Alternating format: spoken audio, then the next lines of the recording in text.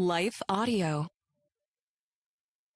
Hello, welcome to the Praying Christian Women podcast. I am Alana here with Jamie. How are you? Doing great. How about you? I'm good. I'm excited that we get to dive into another coffee break episode today. So, we have a question from Lisa. Lisa, thank you so much for your question and your kind words about the show. Basically, today we are going to be talking about how do you know when you've prayed enough for the day, which I think is such an important conversation to have. Yeah, and I think this is a question that we've maybe touched on in other episodes here and there. We've talked about it a lot, but we've never had an episode where someone could just search this. And I love it because it's really important. And, Lisa comes at it as a Christian who knows that a Christian's prayer work is never done. But practically speaking, how do you balance that on a daily basis with doing other things in your life? And how do you do it without being legalistic? How do you do it Hmm. without making it a checklist instead of something that's more organic? And she references Paul's admonition to pray without ceasing. And so she just kind of says, I guess what I really want to know is, how can I know my prayers are pleasing to God?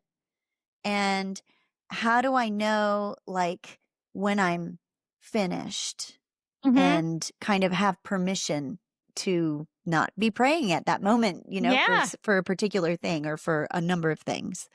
Yeah, I am so excited that we get to dive into this. Before we go too deep, could you open this up in some prayer?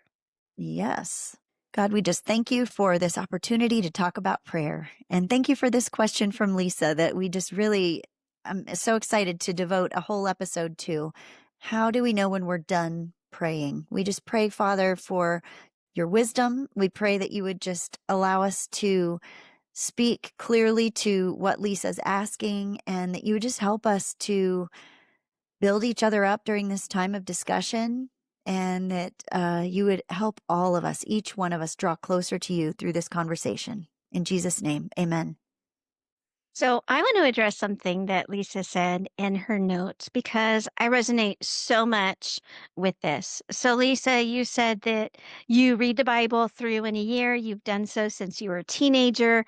And it's really convenient because that has a start and an end. It's got a goal. You know when you have accomplished your goal, and you know that if you are behind on your goal, and prayer is so much more open ended that it makes it really, really difficult to know when you're done. So I want to just address you as a fellow rule follower and as a fellow, it's so nice to have an easy answer to just check something off your list and say, I completely get you.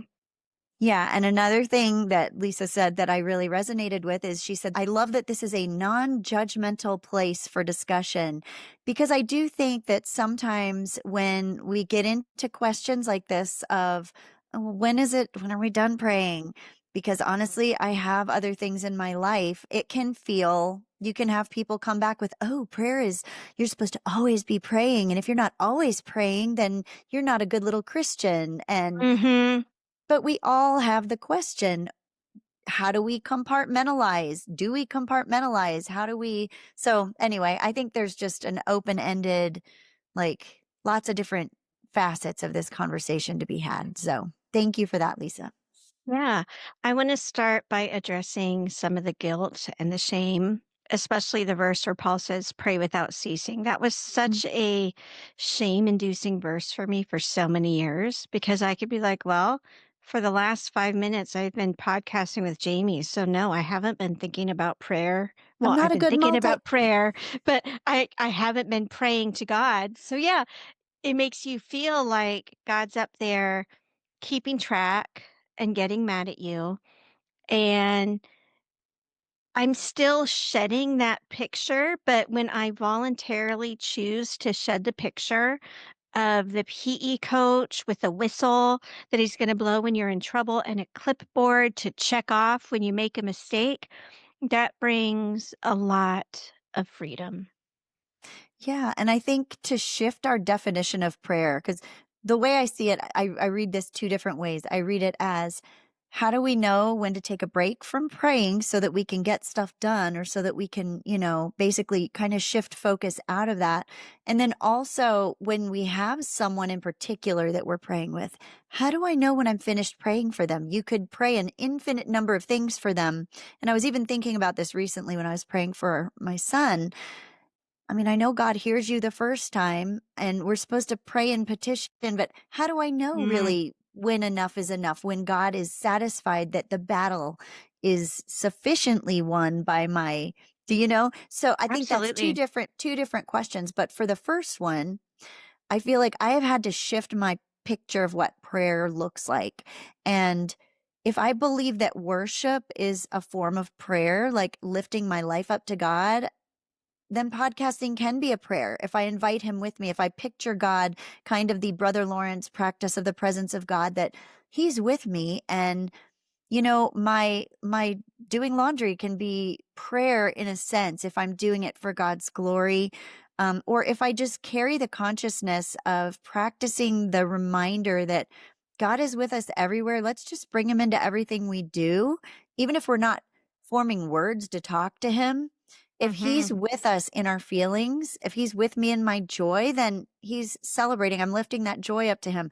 If I don't have the energy to do anything but cry and weep and lament, if I bring him into that, that's prayer too. And it doesn't have to be formulating words with your mind or with your Hmm. lips. It can be, if we look at living kind of a prayerful life, I think that removes some of the guilt because it helps us not to feel like prayer is only when I'm sitting in my prayer closet with my journal Hmm. journaling down a list of prayer requests. Hmm.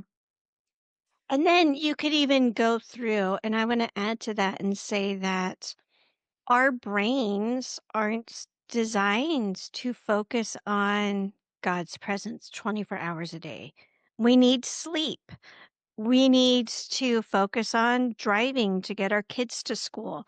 So while I do believe that 100% of what we do can be done for the glory of God, I also want to encourage anyone listening. Let's say you've gone 5 hours because you've been just absorbed in a project. Don't come out of that 5 hours and say, I'm such a terrible Christian. I haven't thought about God. If anything, you could retroactively invite God into that 5 hours. You could say, wow, God, that was a really intense burst of work and energy. Thank you that I had the strength and stamina to do this. Maybe you were doing something amazing. Maybe you were having a once in a lifetime experience. Maybe for me, maybe you're watching like the biggest, flashiest, most colorful, amazing Broadway show, and you're not consciously asking God to bless the actors or things like that. But after you have this all engrossing and all encompassing experience, you can cap it in prayer. You can say, thank you so much, God, that I got to experience that. And I like to think of how much should you pray as the same way you would say, well, how often should I talk to my husband? Or how often do Jamie and I need to talk to each other? You and I have been launching a brand new podcast. So if people haven't heard about it, we now have two shows out that we co host, and we have the Christian True Crime Junkie show. And that has been all engrossing. And so there are more days than not that you and I are talking on the phone. And it was Saturday or Sunday, and I thought to myself, wow, I haven't talked to Jamie or even texted Jamie in like 3/4 of a day, but it wasn't, I hope she doesn't think I'm mad at her. It wasn't anything like that. It was, but I'm so glad that Jamie's there so that if something did come up, I could send her a quick text. So I would even look at prayer as not to bring a blasphemous parallel, but like what you and I have had for the last couple weeks. We have been in pretty constant communication. Sometimes it's an hour long or 2 hour long. Let's talk, and here are all these decisions we need to make, and here are all the things that we need to do. Sometimes it's that, and that's what I would see as the equivalent of really intense intercession. You are in your prayer closet, you are doing battle. Sometimes it's, "Jamie, we have been talking about podcast for so much. I need like 20 minutes for you to tell me about your dog or for you to fill me in on what's going on with your family," right? And maybe that's the equivalent of just chit chat with the Lord. "God, thank you for these cool things, can you come up with 10 things at random that you want to thank God for that maybe you've never thanked God for before in your entire life? Can you do that?" And then there's all of the texts, which I think of as popcorn prayers, right? So you see the ambulance go by and you say, "God, please help them to be okay." And that's kind of it. So an idea pops into my head and I send you a quick text, or I have a quick question about when we're going to publish our next episode. So I send you a quick text. And all of those are types of communication. My working relationship and friendship with you would be skewed if we only texted. It would also be really hard to sustain if every conversation needed to be 90 minutes. And so there's just this beautiful buffet of ways that you can communicate with the Lord. And you don't want to overdo it. You don't want to only have the hard candies and you don't want to only have the steak. You want to have kind of a balance. Yeah. And I like that analogy of a friendship because Lisa says, I want our relationship to be such that if someone asked one of us about the other, meaning asked Lisa about God or God about Lisa, that the response would be, we're good. And I love that because, just as everybody's relationship is unique, everybody's relationship with God is going to be unique. And so the things that I love that buffet analogy of all the different ways that we can talk to God. Some people are going to relate to one way better than the other. And I think another Mhm. pitfall is maybe you see, someone down the street and they're modeling prayer in a way that you admire, but couldn't like it there couldn't be anything that looks more boring than that to you. So Mhm. let's say, someone down the street wakes up at 5 a.m. and they have a journal and they have a list that they faithfully pray through. And maybe that is fulfilling to them. And they do it every single Mhm. day, every morning for 2 hours because Mhm. they're retired and they have that time. Um, and you as a, single mom with two jobs and kids in school, and you're just constantly running around. I'm not saying I don't know Lisa, so I don't know what her state of life is now, but just giving two kind of opposite extremes. Mhm. And you're seeing that and feeling less than because you're not spending that time. And you go to Bible study with your neighbor and she's just talking about all this wonderful time with the Lord. Well, we all have seasons and we all have different personalities too. Maybe they're Yeah. two retired women and one of them does the list and she prays every morning at 5.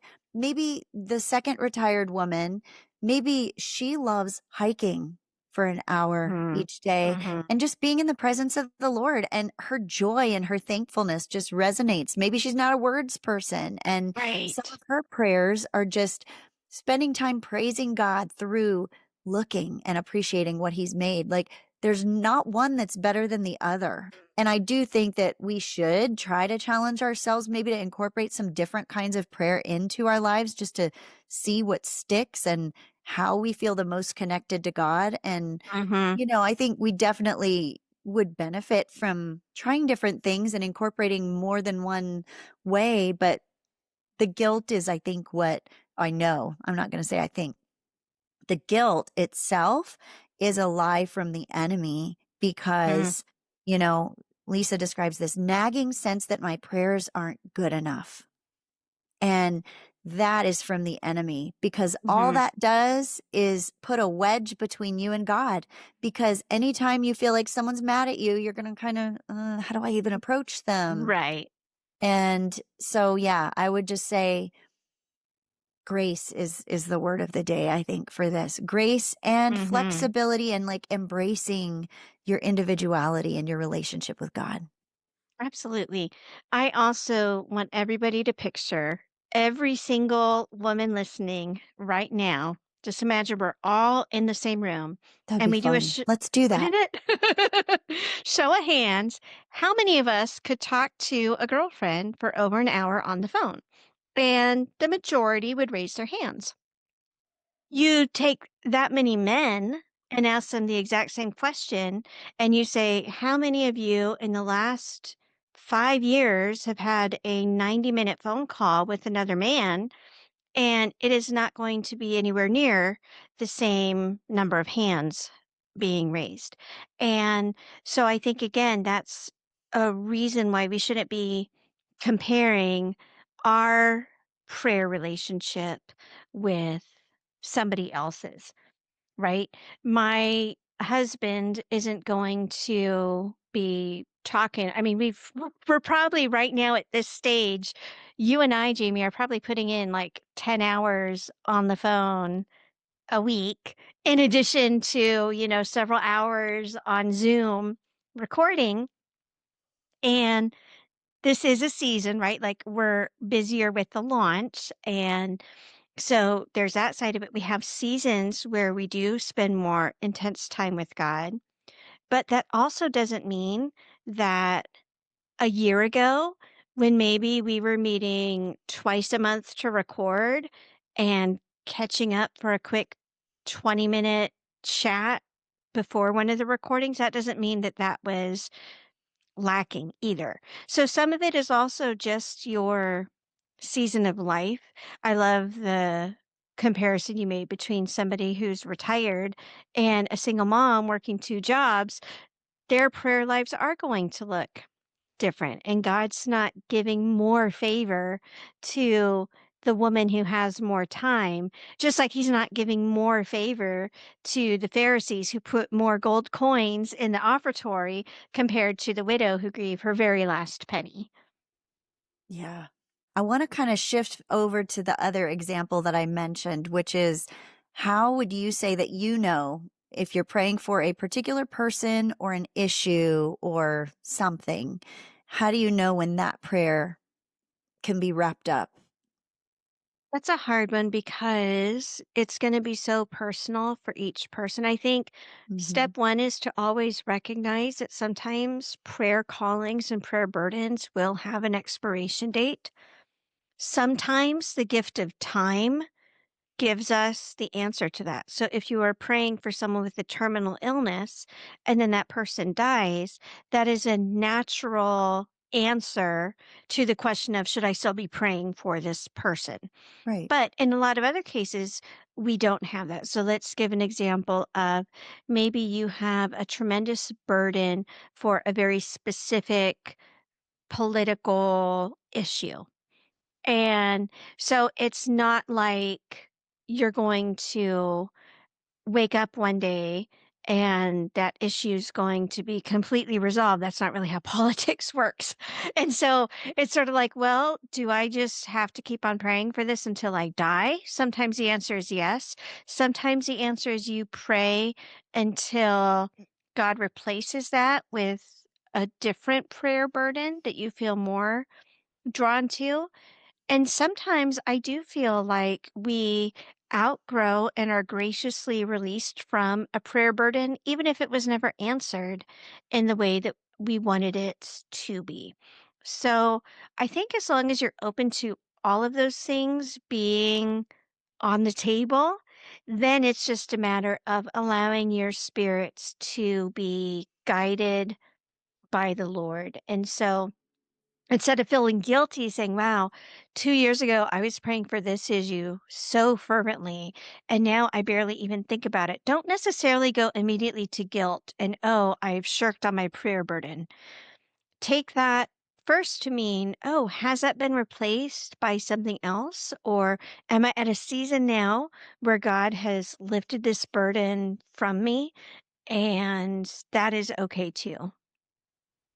Yeah. No, I think that's great advice. And I think that also there can be a real benefit to tapping into your emotions. Like, how are you feeling? Hmm. So a lot of times I'll think, okay, and like you and I have talked about this too. So we'll be on the phone and we're praying for each other, praying through our homes, praying Hmm. for an issue. And we'll get to this point where both of us are like, okay, I think we're prayed out. Like, I think we've prayed the fullness, and I can't explain exactly what changes. Maybe Mhm. there's usually like, if I'm gonna describe a feeling in my body when I need to pray for something, it's a pressure, like, rising up Mhm. in my chest, like, I've gotta, like, either a sadness or a burden or even a joy or an anticipation Mhm. or an excitement, but I'm praying for something, and then I get to the point, particularly, it's I think to me, it's a little easier sometimes when I've got someone else to bounce prayers Yes. off of, to Mhm. sense this, but it's when there's nothing new to say about it. I feel like everything that has been prompted by that feeling and that desire to pray for that thing has been released in the spiritual world, however that looks. Mhm. And so I feel Mhm. like there is a sense of being prayed out at times. Sometimes in my personal prayer life, I feel that as well. And it's usually when I've prayed fairly thoroughly, but there are times when I have a like pressing burden to pray for something. I pray a fairly short prayer and I kind of am startled by the quickness in which I feel done. And Mm. sometimes it might be circumstantial, like, oh, I only have this quick time to pray. But Right. sometimes it's really just, okay, is that all there is? And I just feel a sense of God kind of being like, okay, I got it. I got it now. That Yeah. prayer has gone out and it has accomplished the purposes that I intended it for. And so I know that's vague, but I feel like the more we recognize the fact that that we can pay attention to the way that we feel as we're praying and maybe even ask God, Lord, help me to know when I'm finished praying for this issue, or in Mm. your just, this is my prayer time for the day. Help me to know when I'm released from this, and picture Yeah. God as who he is. He's a gentle God. He's a loving God. He loves to rejoice over us. He is pleased Mhm. that we even, come before him and take up his invitation to partner with him in prayer. He loves that and he loves us. And so kind of shifting that picture, like what did you say, a referee with the whistle, or Mhm. Yeah, and the from that clipboard. picture, like Mhm. maybe even start imagining, if you're the kind of person that's a visual person, imagining God for who he is, meditating on his goodness and his love and his Mhm. joy at hearing from us. And I Yeah. think that can kind of help to give ourselves the permission to have an end to our Mhm. concentrated prayer time. Yeah.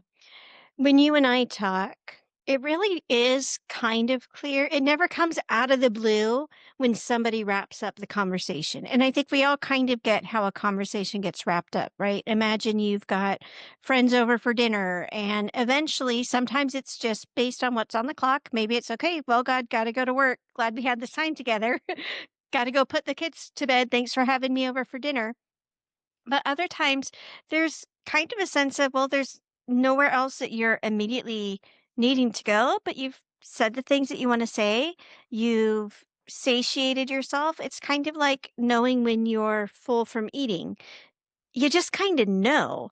And that Mhm. doesn't mean that if you take one more bite that you're the most terrible person in the world. It doesn't mean that if you stop eating a bite early that you're going to starve. It's just, okay, here's the sign that I'm wrapping up. And I love what you mentioned about trying to feel in your body. And that's what I would encourage you to do, Lisa, and other people listening, if you're struggling with this question of how do I know if I'm just done with my quiet time, right? If I went set aside time each day to pray with the Lord, how do I know when I'm done? One, you could set a timer. I love praying with a timer. And if you're like me and that gives you a sense of accomplishment, go ahead and set your timer. The one caveat that I want to add is don't feel like if you find that you're distracted, you got to start your timer all the way over, right? That's the one thing. But maybe you've got a chunk of time and you have some things that you could be doing, and one of those things is prayer. How do you know when it's time to move on from prayer to some of those other things that you could or should be doing? And I would start feeling to how does your body feel? Are you getting any kind of signal that your time is coming to an end? So our son was on a feeding tube until he was 6, and he didn't know what being hungry was, because that was just not a cue that his body had learned. And so the first time he told us he was hungry, like I could have cried. I was so like so touched by that. And so sometimes we need to learn to listen to the cues that our spirit's giving us. And sometimes those do come in the form of physical sensations. It might come in the form of, "I really am having a hard time thinking of anything else to say." So that, if this was chit chat at the office, it would get to the point where it's feeling kinda awkward and embarrassing, right? Or maybe it's, "Oh, I've let go of this anxiety that I brought into my prayer time, and now I feel like I can approach my day with a little more peace." Those are cues that you can pay attention to that will also help you know when it's time to pray. And if that's hard for you or you're not satisfied with an answer, grab your timer and just set your timer. And sometimes you and I do that. I'll say, okay, I've got 20 minutes before I have to go take so and so to work or something like that. And we just say, okay, let's see how much we can get into this 20 minutes. And it doesn't follow a formula. It's not as if sometimes we jump right into business and podcast stuff. Sometimes we have 45 minutes of just chit chat and how's life. And so there can also be a little bit of flexibility, just like there is within a close friendship where it doesn't have to look the same every day. And it's not as if you wanted to talk to me for 21 minutes, but I wanted to go for 22 minutes. And I'm going to be stewing when you get off the phone and being like, why is Jamie such a terrible friend? Yeah. And I think also, unlike friendships, the one difference with God is he's just there. Right. And so to give yourself, if it's hard for you to come away from a quiet time and still have that nagging feeling of, oh, what if there's something else I was supposed to pray for? Just tell yourself, like, just ask God, even, God, I'm going to leave now. This is, based on my best ideas of what I need to do next. I'm going to do Hmm. whatever, do the dishes, do the laundry, go to work, feed the kids, whatever. But if there's anything else, just please place that on my heart throughout the day and just be open. Just be open to those nudgings. Maybe as you pass by your church, you could just throw out, just one of those like, text like popcorn prayers of, oh God, Hmm. please bless the pastor. I forgot he's in the hospital, or, Right. whatever Yeah. it is. Just feel Hmm. like this, just because I'm leaving my prayer closet, my figurative prayer closet, doesn't mean I'm done praying for the day, because God is always there and just inviting him in. And we mentioned this, and we've talked about doing a study on the practice of the presence of God by Brother Lawrence, but I would really highly recommend anyone read it. It's a short read. It's really just opens your eyes to what constant prayer without ceasing could look like. Yeah, it's been a And I fun will book. add the caveat that if you're like me and you're the consummate rule follower, don't allow that to induce even more guilt. There's a story, I That's think a it's good point. I think it's the missionary Jim Elliot, and I read his story when I was probably not even 20, and at that point, I was very much the set the timer, and I had in my head that here are the things that I do that make God happy, and here are the things that I have to do just because I have to do them. And there wasn't much overlap, right? So, changing my baby's diaper, if I wasn't actively praying for my baby, didn't make God happy, but he allowed it because he knew that I couldn't not change the baby's diaper. Mhm. Where now I'd be like, yep, changing that baby's diaper, this is just as much worshiping God as raising my hands and belting out a worship song. So the story about Jim Elliot, and I might have gotten the mystery wrong, but I'm pretty sure, is he's on a car trip with some friends and they're having a great time. They're doing, whatever young men do on car trips and really enjoying themselves. And then he shouts, "Oh no." And he's like, "We've gone over an hour and haven't prayed and haven't even thought about God." And even back then when, like, I had a lot of Jim Elliot in me, I was reading this, I'm like, "That's kind of intense, dude." Like, He was intense. He was so intense. like, let's let's take a breather. Like, I think God is going to still be okay, right? So it's like you give your toddler a gift and they play with it and you love watching them being absorbed in this gift. You're not thinking to yourself, my little baby is such a spoiled brat because they've gone 15 minutes and they haven't come and talked to me. Yeah. And so I just wants to again invite everyone listening, especially if you're like me and can go to extremes or feel like you're meant to go to extremes. Just remember how loving God is and like you said, that he's always there. So it's not like he wasn't with Jim and his friends in that car for the hour and 2 minutes they went without thinking about him. He was there. And Enjoying I their time and fellowship with them. Mhm. Yeah. Mhm. Yep.